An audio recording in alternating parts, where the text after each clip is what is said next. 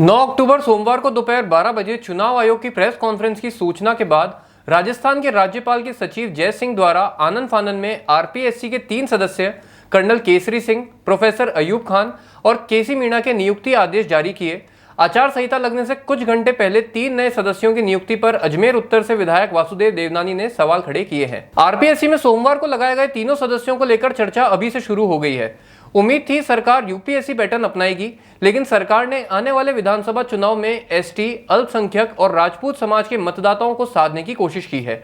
इस बार भी नए सदस्य कहीं न कहीं राजनीतिक पार्टी से जुड़े हैं।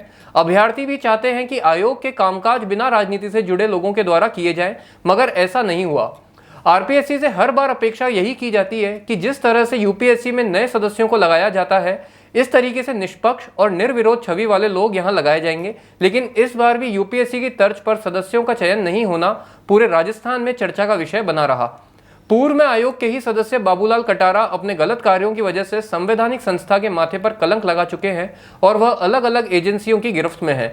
राजनीतिक पार्टियों से जुड़े सदस्यों के कारनामों से आयोग को समय समय पर पहले भी बदनामी झेलनी पड़ी है।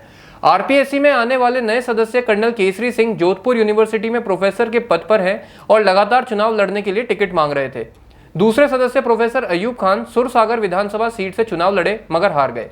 वहीं तीसरे सदस्य केसी मीणा आईएएस अधिकारी थे जो राजस्थान में अलग अलग प्रशासनिक पद पर रह चुके हैं। प्रतियोगी परीक्षा एक्सपर्ट ज्वाला प्रताप सिंह ने कहा कि अभ्यर्थियों की सदस्यों से यही अपेक्षा रहती है कि वह आरपीएससी के कामों में निष्पक्षता रखें, राजनीतिक प्रभुता से दूर रहें, टैलेंटेड अभ्यर्थियों के साथ न्याय हो और उनकी मेहनत का परिणाम उन्हें मिले।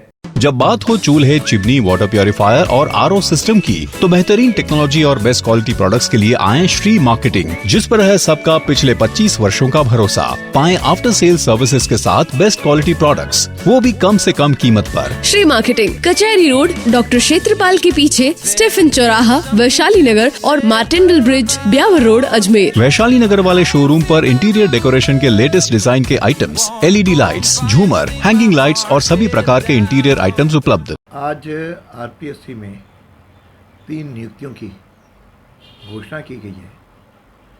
यह बहुत देर से हुई, कई महीनों से ये तीनों पद खाली थे, जिसके कारण से लोगों के इंटरव्यूज भी नहीं हो पा रहे थे।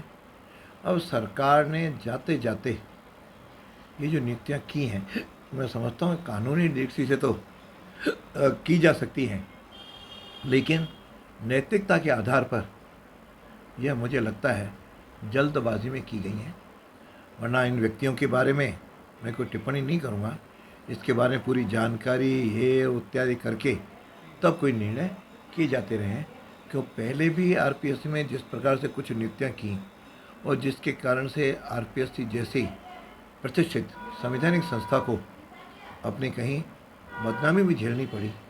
मैं समझता हूँ ये पद सोच समझ करके और गैर राजनीतिज्ञ, शिक्षाविद और अलग क्षेत्रों में बिल्कुल निपुण व्यक्तियों की जानी चाहिए थी और जल्दबाजी में मुझे लगता है की गई है।